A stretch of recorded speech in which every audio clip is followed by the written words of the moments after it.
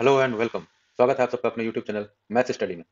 और इस वीडियो में हम इंजीनियरिंग मैथमेटिक्स का chapter 4 differential calculus and application से सक्सेसिव डिफरेंशिएशन के क्वेश्चन नंबर 4.2 को डिस्कस करने वाले हैं।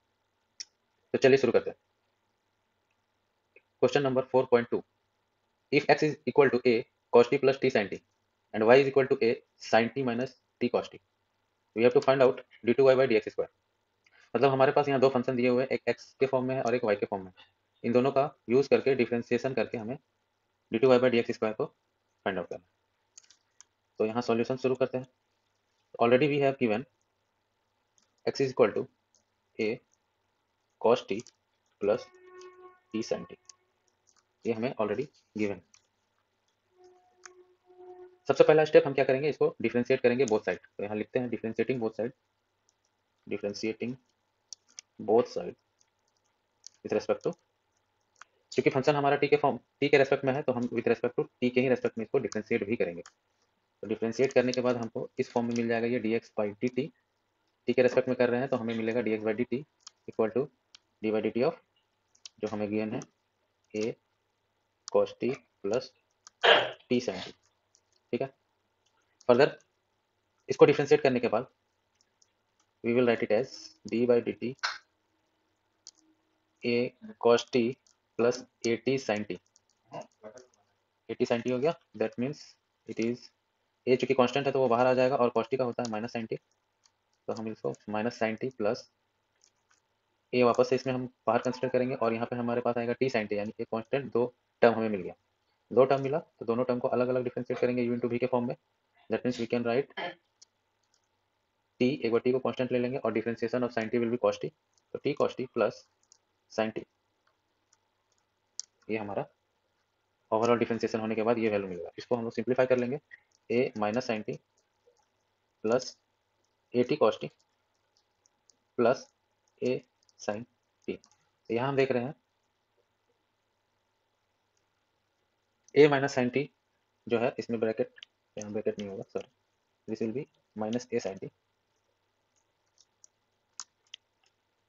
Minus a sine T.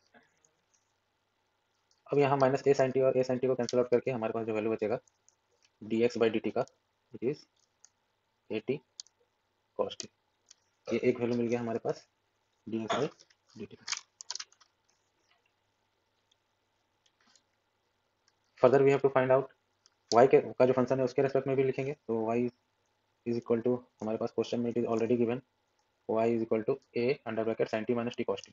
यहाँ लिखेंगे a under bracket sin t minus t cos t. इसमें भी सेम प्रोसेस अपनाएंगे, differentiating both side with respect to t, differentiating both side with respect to t। t के respect में इसको भी differentiate करेंगे तो we will get dy by dt from here, dy by dt, dy by dt of a sin t minus a t cos t। इसको डिफरेंशिएट करने पे हमें क्या मिलेगा, this is equal to a constant term में बाहर आ जाएगा a sin t का डिफरेंशिएशन होगा cos t minus a t into cos t को फिर से u इंटू v के फॉर्म में रख के डिफरेंशिएट करेंगे तो 2 into minus sine t, t into minus sine t plus cos t। अब इसको सिंप्लीफाई करेंगे तो we will get a cos t minus a minus t sin t plus cos t। और एक बार सिंप्लीफाई करेंगे a cos t minus minus plus a t sin t minus plus minus a cos t। तो यहाँ हम देखेंगे कि a cos t और minus a cos t will be cancel out and finally we will get dy by dt as a t sin t। ये एक value हमें मिल गया dy by dt of a t sin t।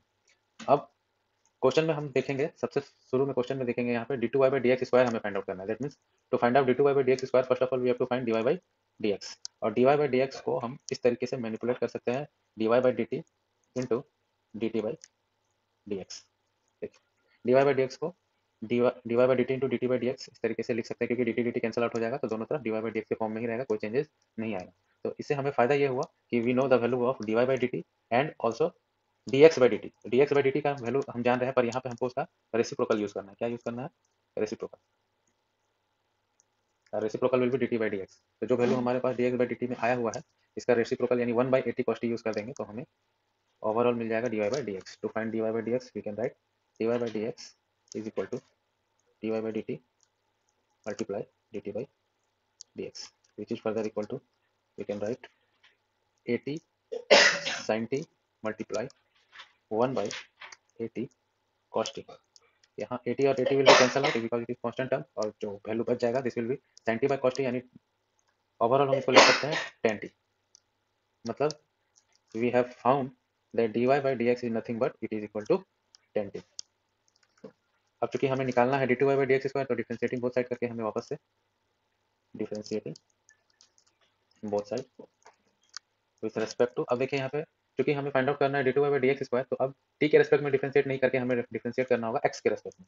यही चीज ध्यान में रखना है कि अब हमें x के रेस्पेक्ट में डिफरेंशिएट करना होगा ताकि जो हमें फाइंड आउट करने के लिए बोला गया है वो हम निकाल सकें। तो ये this will be equal to d by d x of tan t। अब यहाँ एक प्रॉब्लम आ गया कि मेरा जो फंक्शन है वो t के रेस्पेक्ट में है लेकिन हमें डिफरेंशिएट करना है x के रेस्पेक्ट में। तो इस तरीके के प्रॉब्लम को सॉल्व करने के लिए हम लोग रैशनलाइज कर देते हैं, dt से मल्टीप्लाई करेंगे और dt से डिवाइड भी कर देंगे, रैशनलाइज कर देंगे। तो रैशनलाइज करने के बाद ये dx और dt का प्लेस को रिप्लेस कर देंगे, dx को इसके पास ले जाएंगे और dt को इसके पास ले जाएंगे। Further we can write it as d by dt of tan t multiply by dt by dx। अब हम यहाँ ध्यान देंगे कि जो मेरा फंक्शन है अब हम उसको t के रेस्पेक्ट में यहाँ डिफरेंशिएट भी कर सकते हैं, और जो ओवरऑल dt बाई dx का वैल्यू है वो पहले ही हम जो फाइंड आउट कर चुके हैं उसका रेसिप्रोकल को हम लोग यहाँ पे एज इट इज यहाँ पे यूज भी कर सकते हैं। तो that means we can write it as d by d t of tan t, यानी tan का डिफरेंशिएशन हमें मिलेगा sec स्क्वायर थीटा। तो tan थीटा का sec स्क्वायर थीटा होता है, तो यहाँ this will be equal to sec square t multiply by dt by dx, चूंकि जो हम dx बाई dt निकाले थे उसका रेसिप्रोकल होगा तो 1 by 80 cos t। Now further we can change sec square as cos square, तो sec हो जाएगा 1 बाई cos, तो 1 by cos square t multiply by 1 by 80 cos t, and from this we will get our final answer. By simplifying this we can write 1 by 80 cos cube t, which is d2y by dx square, and this is our final answer। ठीक है, एक बार और देख लेते हैं कि हम इस फाइनल आंसर तक कैसे पहुंचे। कुछ नहीं है, सिंपल सा लॉजिक है कि जो भी फंक्शन हमें गिवन रहेगा, जिस फंक्शन में जो भी मेरा जो एक्चुअल वेरिएबल है उसी वेरिएबल को कंसीडर करेंगे और उसी के रेस्पेक्ट में हम लोग डिफरेंशिएट करेंगे। तो हमारे पास यहाँ वेरिएबल दिख रहा है t, तो t के रेस्पेक्ट में डिफरेंशिएट किए फंक्शन x को डिफरेंशिएट करके हम निकाल लिया dx बाई dt। उसके बाद फंक्शन y को डिफरेंशिएट किए t के रेस्पेक्ट में, जिससे हमें मिल गया dy बाई dt। उसके बाद हम लोग निकाले dy बाई dx, और dy बाई dx निकालने के लिए हम dy बाई dt और dx बाई dt यानी कि dx बाई dt का रेसिप्रोकल और dy बाई dt का यूज करके हम निकाल लिए dy बाई dx। फिर फर्दर उसको डिफरेंशिएट किए, डिफरेंशिएट करने के बाद हमें जो मिला सॉल्व करने के बाद this is 1 by 80 cos cube t, which is our final answer. इस वीडियो में बस इतना ही, लास्ट तक बने रहने के लिए थैंक यू, धन्यवाद, सबक है।